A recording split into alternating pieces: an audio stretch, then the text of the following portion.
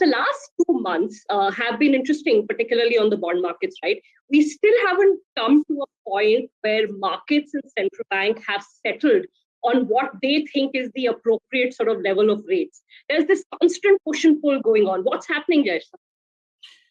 So I think there are a couple of things, right? It's not. I think one is last 3-4 years we are into inflation targeting. That is definitely going up now. It is whether it's supply side constraint or is it demand push. Market does not want to see it; they just want to see the headline. With the situation, not only India, all central banks are supporting the yield, and as Governor said, yield is public good and they are going to support. Now, the thing is, yes, the market believe inflation will not have much room for the central bank, but central bank is going to support because that comes much priority over anything else at this juncture for central bank. But and that's why you're not seeing the yields going up and market winning and going to 675 or something, but it is in a range bound, stuck in a range bound. RBI is doing their bit in terms of supporting the market. I think there is when the time lag comes, there is in between things come, there are certain technicalities on which it is happening where the way they intervene. I think that's the discomfort when it comes to the market, and that's where you see the spike. But ultimately, it is still in the range of 15-20 basis point where we are seeing the market move. That's exactly my point, Dave sir. So, after the budget, we spoke to experts and everyone said that, maybe from 6-ish, you'll move to 6.25 kind of range.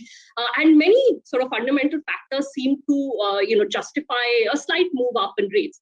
But then you have the RBI coming in time and again, seeming fairly heavy-handed, whether it was through verbal intervention or through actual intervention, and now with this new GSAP program. What's going on? What are they so worried about that they're trying to almost stomp down the market?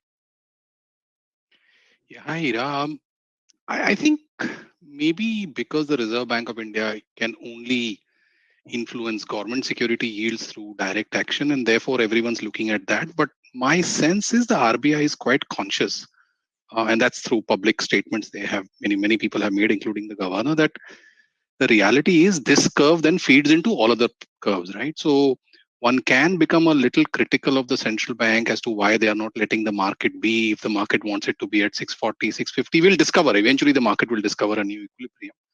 But my guess is almost everyone can agree that one of the good things that's happened till this most recent round of the pandemic, that you had significant increase in, for example, housing activity and linked mortgages and automobile sales were good, and other kind of borrowings both by consumer and industry was going higher. And clearly it cannot be the case that mortgage rates are disconnected from bond yields. There is a linkage. It might not be overtly, it's not 10-year GSEC plus 50 or 70 or 100 or whatever it be. So I think as much as the government security yields, I think the idea is to protect other borrowers, because that lower interest rates was feeding housing demand, which feeds employment, which feeds demand for construction material, so on and so forth. So I think part of RBI's motivation, I think one should see in a broader context. I don't think, I think, both Jayesh Bhai and I know RBI quite well. They're quite knowledgeable and very reasonable people.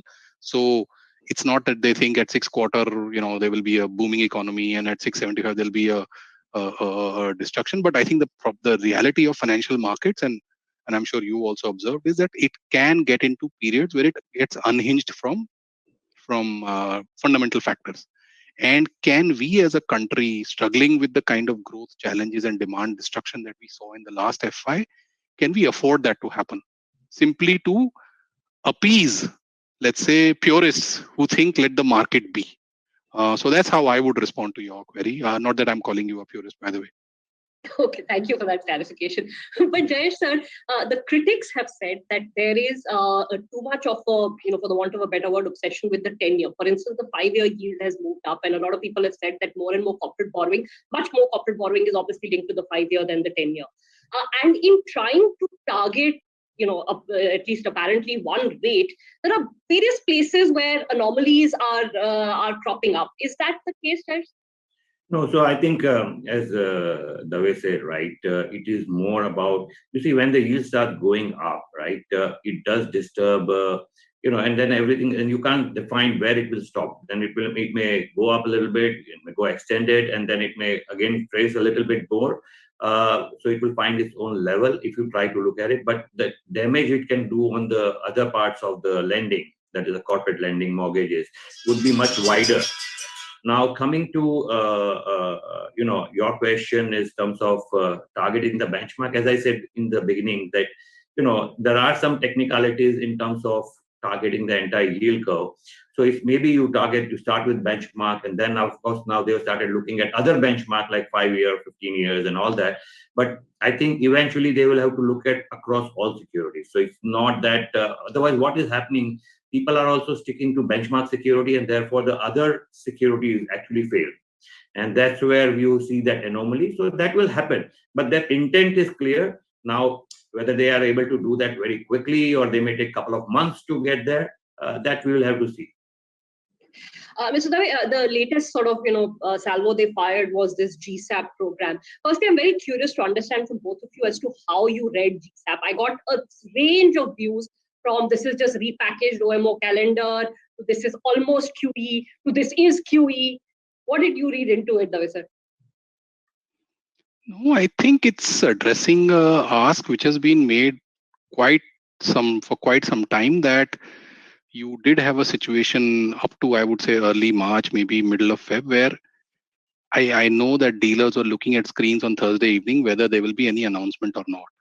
And in an environment where, I will go back to my original point, I don't think as an economy we can afford to have yields go haywire, which causes real economy damage, forget financial market damage. So I think they've paid heed to that feedback. They have therefore tried to become more predictable. They are telling the market well in advance that this is going to come in this quarter, and therefore everyone complains that it's a demand supply issue. I'm not very sure yields are reflecting inflationary concerns or demand supply concerns. I mean, we will never know the truthful answer to that, but my bias is more towards the demand supply issue. So I think they're trying to address that part through that. As to what it means, I mean, we can over-intellectualize this. It is simply saying they're going to buy 100,000 crores of bonds in the quarter. Now, whether you call it OMO, whether you call it QE, I mean, I don't know. US QE is our OMO and our OMO is their QE. So there is no real difference. All central banks around the world, as Jayesh Bhai has said, have tried to address this imbalance. I mean, US, I think last year, if I recall correctly, almost 75 to 80% of whatever the US Treasury issued was bought by US Federal Reserve. I think in the case of UK, Bank of England bought almost more than 95%. So actually, we're being very conservative on this score, by the way. I mean, we are being quite critical of it.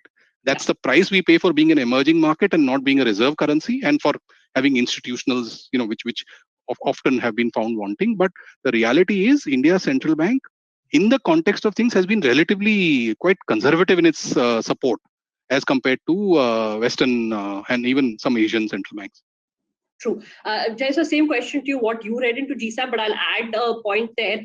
Is the key question for the markets as to whether they will juxtapose or sort of combine OMOs and this GSAP? Because if GSAP replaces OMOs, then the net impact is not very much, right?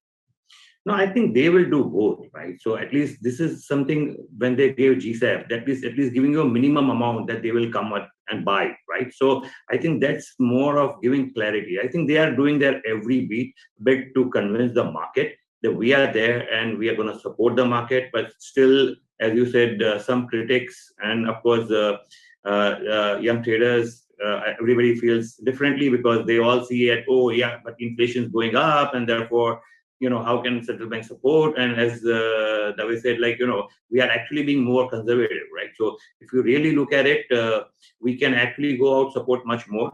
Ours is 95% is all borrowed locally. We should not have that kind of a problem. But, and eventually they might do it. If they need to buy more, they will buy it. So I have full confidence that they will do it, and they will not, the economy, it will spill over to the real economy.